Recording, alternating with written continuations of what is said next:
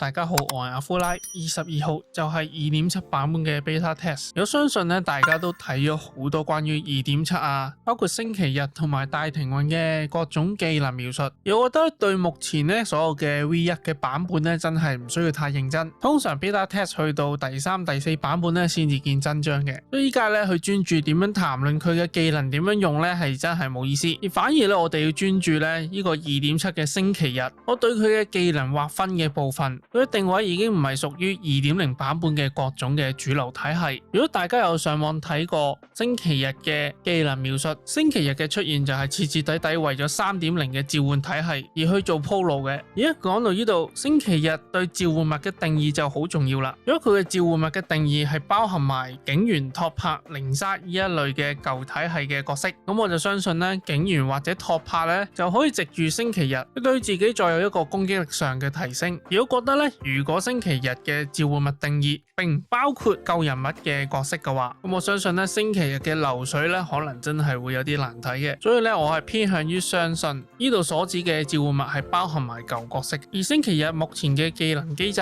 將會對未來 3.0 嘅角色，特別係關於召喚隨從嘅部分影響係最大嘅。因為我覺得咧，就算 2.7 嘅星期日出咗俾大家抽都好啦，只要 3.0 嘅版本未到嘅話，星期日嘅潛在能力就會比較難發揮出嚟。而官方出一個新體系係點樣將一啲嘅舊體系去擠走呢？呢個純粹係我對官方 3.0 版本咧之後一舉一動嘅預測。只要官方咧於 3.0 嘅版本營造一個只有召喚體系嘅主師先可以做到0T 通關，從理論上咧就可以擠走黃泉隊噶啦。所以我認為咧，就算目前 2.6 版本俾你再抽黃泉復刻都好啦，只要一去到下年 3.0 嘅版本，就會好肯定有一批 2.0 嘅主師咧係會被淘汰噶啦。其中有一啲內鬼消息就爆料 3.0 咧將會加入一啲令到全體扣血嘅機制。咁即係講緊乜嘢呢？即係話俾你聽，未來 3.0 嘅環境呢，你就算有沙金嘅盾都好啊，你都未必生存到。所以如果你打算抽星期日嘅朋友，咁亦都可以判斷為呢個行動呢，係對未來 3.0 版本嘅召喚體系咧去作出投資。如果亦都預計官方喺未來呢，又會出更多同召喚有關嘅人物，又或者係黑塔 SP 嗰種靠佢嘅爆炸擴散再爆炸嘅效果，去作為 3.0 時代嘅另一種新體系嘅玩法。而官方係會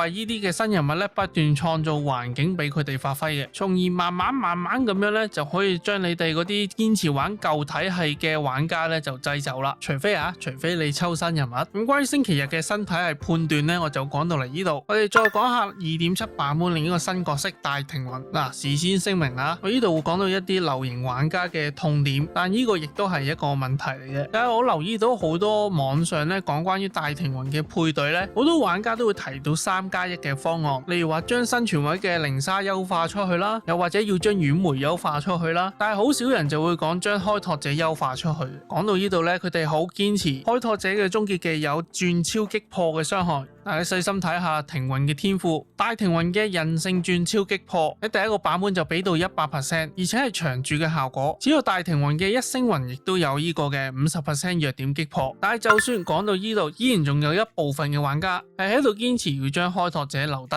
我就講俾大家知個原因喺邊度，佢哋就係想開拓者仲留型去組一生一世嘅組隊。其實佢哋呢一種諗法咧有啲類近 XP 黨嘅，就係話只要呢個人物係佢中意嘅，點樣配對都冇關係嘅。總之我將冚唪我中意嘅人物組隊就係咁簡單嘅啫。咁講到呢度咧，好老實講，呢一堆玩家要點樣玩呢個遊戲咧，其實係你哋嘅個人決定嚟嘅啫。但係如果去將你哋嘅痴心妄想去夾硬扭曲成為開拓者留低嘅原因，從而影響咗大家對遊戲邏輯以及組隊嘅觀念，咁我就對此咧就不敢認同啦。如果之前亦都講過啦，開拓者會被換走嘅機會係好大嘅。呢度攞住大庭運嘅一星雲再配軟梅，我呢度就總共有 100% 嘅弱點擊破效率，然後再攞而家嘅亂破去測試一下個情況。如果都仲係有非虛數屬性嘅削人過慢嘅問題，我大不了用流形代替靈沙或者羽梅去做3C 一副嘅組隊。所以呢度我都睇唔到目前要放開拓者嘅理由啦。而之前亦都講過大庭雲嘅天賦呢，亦都係會自動幫敵方目標咧去上一個虛人性，隨俾擊破師去再做一次擊破，而呢個機制咧對亂破嘅倍率係最有利嘅。其次就係波提歐同埋流影啦，所以我認為大庭雲咧對於超擊破嘅隊伍咧有非常多嘅好處同埋增益。我建議嗰啲玩超擊破玩家咧係一定要抽大庭雲噶啦，特別係即將要抽亂破啲玩家，個倍率機制咧係綁死庭雲噶啦。最後咧關於虛人性嘅問題咧，我想做一個 update， 就係如果敵方目標喺弱點擊破狀態下，佢嘅虛人性被擊破嘅話，呢一個行為亦都會當係一個重新進入被弱點擊破嘅一個判斷。所以之前有一部影片咧就講到流形兩星雲嘅部分，就判斷流形嘅兩星雲咧擊破虛人性都唔會生效。咁我想喺呢部影片咧去做一個錯誤嘅更正。咁啊基於呢個虛人性嘅邏輯咧，亦都係令到裝甲薩姆咧即刻可以獲得一個額外嘅回合。而個判斷邏輯就係好簡單，一個敵方目標人性被擊破，就有一個火屬性嘅弱點擊破效果。而當我再用虛數屬性人物